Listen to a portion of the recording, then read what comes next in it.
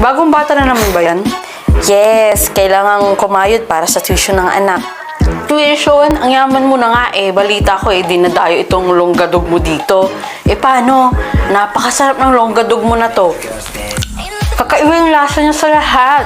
Kaya ko nga ulamin ito ng buong araw eh. Naku, ng bola pa. Sige na, patutulugin ko lang tong batang to ha. Tsaka magtitinda na ako ng longgadog mamaya. Naubusan kasi ako ng stocks. Pero mamaya meron na. Talaga? Reserve mo ko dyan. Sinang, may benta na ulit na longgadog si Maria. Bibili ka ba? Eh, wala naman ako napansin nung nag-deliver ah. Eh, mali mo naman, hindi mo lang napansin na dumating. Pero di ka pa nagtataka kung anong nilalawak ni Maria dyan sa longgadog niya. Bakit? Ang sarap. Hindi naman. Hayaan mo na, masarap naman eh. Sa bagay. Bili na, bili na. Ang sarap talaga ng longgadog mo, Maria. True. Hindi naman ito pipilahan ng napakahaba kung hindi masarap eh. Pero curious lang ako. Anong nilagay mo dito? Pork ba or beef? Di ko mawari kung anong karne eh. Dinosaur. Karne ng dinosaur yung nilagay ko dyan. Ano ka ba? Secret recipe niya yun.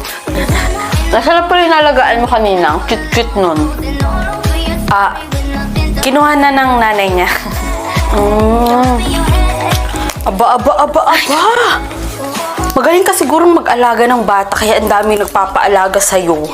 Sapat lang. Bago na naman yan. O kaninong anak yan? At teacher. Teacher yung mga magulang nito. Card day daw nila ngayon kaya walang mag-aalaga sa anak. Siya nga pala, magtitinda ka man ng longgadog mamaya. Oo. Pero mamaya-maya pa siguro kasi darating pa yung stocks. Pa-reserve ako mga 5 ha.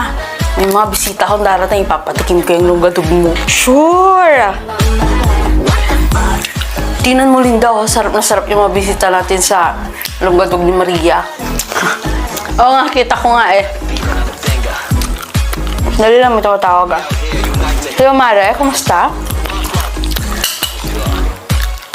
Chismis? Gusto ko yan. Go! Maria? Yung bibinta ng longgadog. Oh, bakit?